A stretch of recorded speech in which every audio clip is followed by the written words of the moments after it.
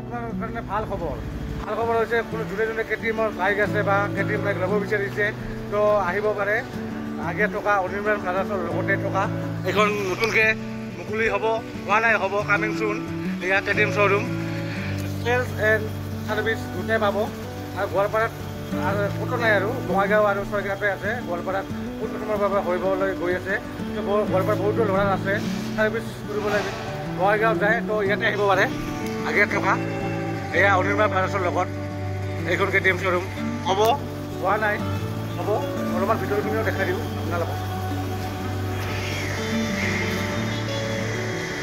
এয়া ready to race হৈ আছে, হোৱা নাই হ'ব।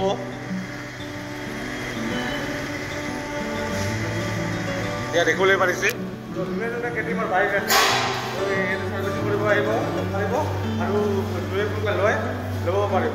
আৰু ফুল ৰিভিউটো দিম কেইটা পোৱা যায় পিছত ভিডিঅ'টো শ্বেয়াৰ কৰিব ফুল নালাগে।